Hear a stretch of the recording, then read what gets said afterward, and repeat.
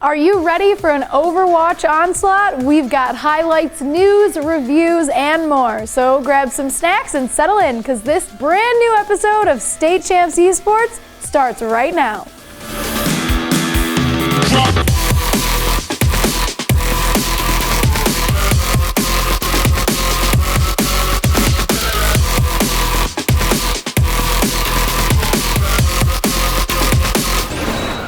Hello again, I'm your host Candace, and thanks for checking us out. We've got a lot to get to this week, but first I want to give a huge shout out to Lawrence Tech and Hungry Howie's for helping us make this show possible every week. To kick off the show, we've got some exciting news to share. The team here at State Champs Esports has started our very own podcast. Every week, we'll bring you in-depth conversations with esports and gaming experts. The first episode of Gamers Unlimited is available now and features our full interview with Mike Dolly. He is the president of the Wisconsin High School Esports Association. You can listen to Gamers Unlimited on all major podcast apps. Joel Graves was also a guest on our very first episode of Gamers Unlimited. He chatted with us about the new varsity esports team here at Lawrence Tech. They're launching in the fall of 2021, so head over to l2athletics.com to recruit yourself to their new Rocket League, Overwatch, and League of Legends teams. Up next is our Overwatch guru, Ethan. He has all the info about the high school state championship from the Missouri Scholastic Esports Federation. Let's take a look at the Missouri Overwatch State Championship between FHC and CBC, and it was a game of Graviton Surges. On map 1, Asteroid sets up a big high noon for Yoda to help FHC take Lijiang. That wasn't all though. Asteroid would have yet another huge Graviton on Junkertown, setting up an amazing play for FHC, and they would go up 2 maps to 0. But CBC would look to respond on Kings Row with a Grav combo of their own. This time, Eclipse and Zero teaming up. Let's watch it again from the Torbjorn perspective. That is 1, 2, 3, 4 for the Molten Core. Next, we'd head to 2CP, and on Anubis, the Wombo combos continued. The 6-man Earthshatter sets up a Team White Blizzard to bring FHC to match point. And on Nepal, not 1, but 2 Gravs this time, with another Blizzard from Marble, hoping to seal the deal, and FHC would come away victorious. Thank you, Ethan. And since we're talking Overwatch, here are the matchups for the first week of our tournament. Up first, we have Detroit Catholic Central taking on Loy Norix. Catholic Central's second team goes up against Melvindale's varsity team. Their JV squad faces Baraga High School. Our final showdown is between Macomb, Dakota and Melvindale's third team. We'll have highlights and all of the results next week. Make sure to follow our Twitch channel so you don't miss out on our live streams of all the competitions. The playoffs for the Wisconsin High School Esports Association continued this week. So here's some of the Smash action. Let's check out some Smash Brothers competition from the state of Wisconsin and the WIHSEA quarterfinals getting lots of love on Twitch, and we go to the Division 3 bracket. Random Lake Esports taking on Rural Virtual Academy. Highlights courtesy of the Random Lakes Esports Twitch channel. The first round was a lengthy, hard-fought battle with Random Lake getting the first dub of the night. The next 2 games were captured rather easily by the Random Lakes Esports squad, going up 3 games to none. However, the hole was too deep for RVA to climb out of. Random Lake will come out on top with the clean sweep. Random Lake set to face Wisconsin Connection in the Division 3 semifinals. Now, over to the Division 1 bracket, Waterford and Case getting together. These highlights courtesy of Case High School's Legends Twitch channel. Once again, the first round was a slow skirmish that saw Case Legends taking game number 1. And game number 2 also went the Legends' way, going up 2 games to none. Case High School would continue to dominate the rest of the way. They get the rooms ready for the clean sweep. Case High School's next opponent will be Elkhorn in the semifinals. That battle will take place on Saturday, January 23rd. Thank you, Kevin. And next week, we'll bring you all of the championship highlights. If you grew up in the late 80s and early 90s, then you know Lucasfilm Games was the home of many great titles from the mind of George Lucas.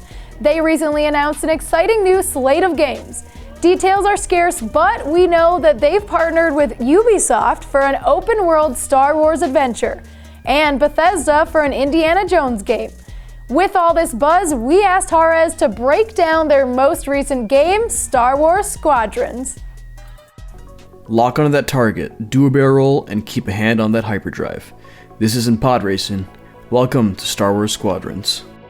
Dropping on October 1st of 2020, many fans were excited to get their hands on the newest dogfighting starfighter simulator, as the last one they got was Star Wars TIE Fighter and Star Wars X-Wing back in the 1990s. With some amazing visuals and nods to fans who know a bit more about the lore, the game launched with quite a big player base. The game does support VR and joystick controls if you have one. Right off the bat, you get to customize your pilot, both pilots in fact, one from the Empire and one from the New Republic. Nothing too crazy here, mostly pick a face, body type, and some voice lines. But you do get currency with which you can customize each pilot with jackets, helmets, gloves, you name it. You get to choose between a story mode, which starts with a prologue, kind of a tutorial, or you can jump right into the multiplayer. If you're coming into the game for the first time, I would definitely suggest starting with the story mode. It almost acts as a tutorial and gives you some more advanced tips for each type of starfighter you can play. The overall story isn't too bad, but it's not really nothing to write home about either. It's more of a means to an end, but like any Star Wars film, it's just enough justification that the action definitely feels rewarding. You take two roles of a pilot on both sides of the war, often end up fighting in the same battles, and in this regard, I believe it was a smart move, as you really get to see both sides and how every character on both sides is affected by this war. In multiplayer, you have dogfights, 5v5, high-intensity matches, usually on smaller maps with plenty to duck behind for cover or crash into if you're like me. Then there's the large fleet battles, where it's still 5v5, but you get a whole army of AI fighting with and against you, fighting to take down large support ships and eventually the enemy cruiser. Gameplay feels pretty great. The controls are snappy, respond well, and really convey you hurtling through space and the maneuverability of these ships. The added challenge is that in all the ships you can switch between modes to put your energy into engines, weapons, and shields. Doing this will boost each function in that moment, so if you're going on a strafing run, you can charge your shields, swap to weapons so you can fire off a bunch of shots, and then switch to maneuverability so you can quickly get out of there if need be.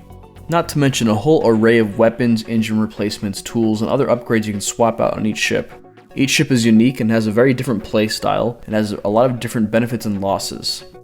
The graphics in the game look pretty fantastic. Facing away from the sun, the illumination of laser fire lighting up the inside of what most of the time looks like very fragile ships on the inside is truly something to behold. The maps vary from amazing Jupiter-like gas planets to beautiful starry dust clouds to the debris-strewn graveyards of past battles. It really immerses you in the world, especially with a recognizable and much more punchy sound design, the laser fire, and in-game combat. The graphical limitations of the faces probably could be a bit better, but that's just me being nitpicky. If you've been looking for some kind of dogfighter in space, I'm happy to say that this game scratches that itch.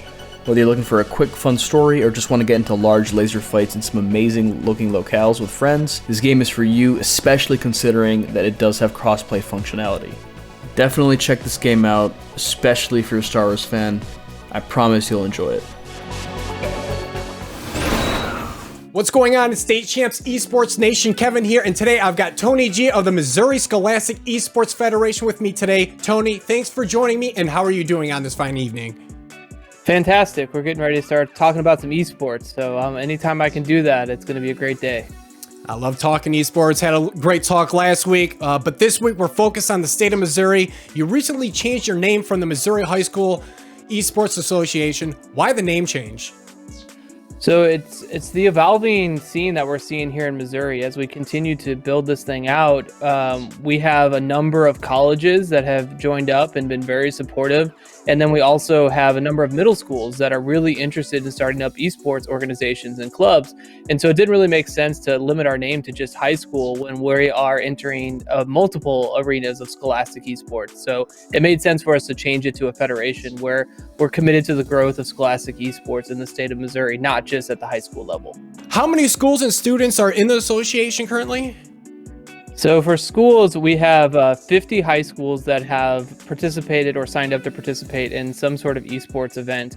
I also have 30 high schools that I call my lurkers, who are on the fringes of right on the cusp of getting involved, but they're just waiting for final approval from school boards or athletic directors. So all in all, there's about a little bit over 80 high schools that are on our Discord server that are engaged in esports, over 20 colleges, and now we have 6 middle schools that just have started joining us. And man, students, I've lost count. We're talking the thousands. I mean, like it's huge. We have some of our high schools have clubs that are 60 plus kids.